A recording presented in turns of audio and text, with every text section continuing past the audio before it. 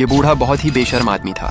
जब उसे लगा कि अब वो सीधा रेल दिया जाएगा तो वो सीधा जाकर अपनी बीवी के पेटीकोट में घुस गया। असल में ये तीनों लड़के नए नए कॉलेज से निकले थे और पहली बार दुनिया की हवा खा रहे थे। उसी दिन रास्ते में उन्हें एक बड़ा ही मिलनसार बूढ़ा मिला। बातों ही बातों में वे सब इतना घुल मिल गए कि अगले ही पल वह बूढ़ा सीधा उन्हें देसी ठेके पर लेकर पहुंच गया। लेकिन लड़कों को क्या पता था कि असली गेम तो अब शुरू होने वाला है। बार में पहुंचते ही बूढ़ा चुपचाप जाकर बार मालिक से बोला, जैसे ही यह लोग 100 गोल्ड के बराबर की शराब पी लें तुम फटाक से बिल काट देना। इधर ठेके में पहुंचते ही लड़कों की पार्टी शुरू हो गई। एक के बाद एक धड़ाधड़ गिलास खाली होने लगे। लेकिन जैसे ही ड्रिंक्स खत्म हुई बार मालिक बिल लेकर आ गया। मगर लड़के तो बिल्कुल ठन ठन गोपाल थे और उनके जेब में एक भी फूटी कौड़ी नहीं थी। अब बूढ़े को लगा यही सही मौका है। तब उसने अपना टोपी उतारा और उसे जोर से टेबल पर झटक दिया और तभी टप से उसके अंदर से एक गोल्ड कॉइन गिर गया। सबकी आंखें फटी की फटी रह गई। वे सब सोचने लगे, अरे भाई स्ट्रोक्स बवाल, क्या टोपी है भाई। बातों ही बातों में तय हुआ क्यों ना हम इस टोपी को खरीद लेते हैं, क्योंकि अगर ये टोपी हाथ आ गई तो हम सब अमीर हो जाएंगे। वे तीनों बूढ़े से टोपी बेचने की सिफारिश करने लगे। बूढ़ा पहले तो थोड़ा नाटक करता है लेकिन फिर कहता है, अब इस उम्र में ज्यादा दिन नहीं बचा है। अगर तुम लोग RS1 1 लाख दे दो तो मैं ये टोपी दे दूंगा। लड़के भागते भागते जमींदार के घर गए और उससे उधार पैसे लेकर बूढ़े को दे दिया और टोपी खरीद लिया। लेकिन लड़कों ने फौरन चमत्कार को नहीं आजमाया। पहले तो उन्होंने बार में आर्स्ट्रा बुलाया, नाच गाना किया और दबा के शराब पिया। लेकिन फिर बिल का टाइम आया। तब एक भाई ने टोपी को निकाला और उसे झटकने लगा। लेकिन उसमें से सिक्का तो छोड़ो, एक फूटी कौड़ी भी नहीं निकली। अब कैसे भी करके बिल तो चुकाना था। इसीलिए मजबूरी में तीनों को 3 महीने तक दिनों रात जी पे करना पड़ा। 3 साल बाद जैसे तैसे वो बाहर निकले और सीधे उस बूढ़े के घर हिसाब बराबर करने पहुंच गए। लेकिन तीनों को देखते ही बूढ़ा मरने का नाटक करने लगा। मगर जब उन्होंने डंडा उठाकर 4 डंडा लगाया तो बूढ़ा एकदम उठ बैठा